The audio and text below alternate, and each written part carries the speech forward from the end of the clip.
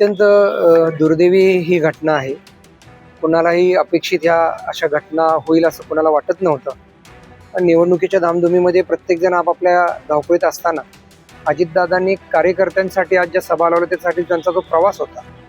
पण खरोखरच कार्यकर्ता पोरका झाला हे म्हणायला काय वावगं ठरणार नाही. कधीही नाही न म्हणणारा माणूस, मी आहे तुझ्याबरोबर, तू काम कर, काय असेल ते माझ्यासाठी तुमच्यासाठी मी आहे. आणि असं कधी राजकारण बघितलं नाही, कुठला गटतट पक्ष न बघता खरोखरच कार्यकर्त्यांमधून एक चांगला नेता आपल्यामधून निघून गेलाय. अत्यंत दुर्दैवी घटना आहे. असं नेतृत्व होणं नाही म्हणजे अजातशत्रू म्हणायला काही हरकत नाही.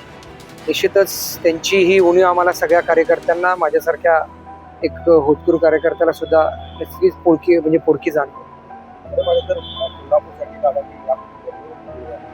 अनेक पत्र देताना ते शेरा मारून द्यायचे आणि ते देखील मोठ्या प्रमाणावर मिळाला तरी नाही म्हणते का?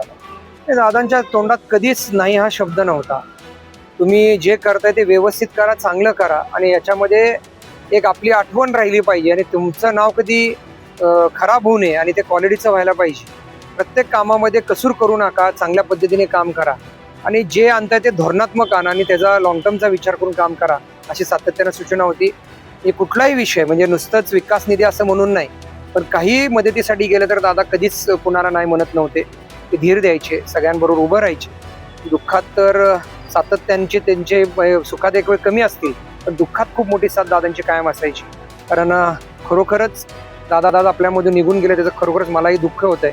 खरोखरच सगळे कार्यकर्ते आणि सर्व राजकीय नेत्यांना, आम्हाला सगळ्यांना खूप याचं दुःख वाटतंय. कारण दादांसारखा माणूस आज नाही हे आम्हाला पटत नाही आहे. त्यामुळं दादा गेलेत असं मी मान्यच करतो.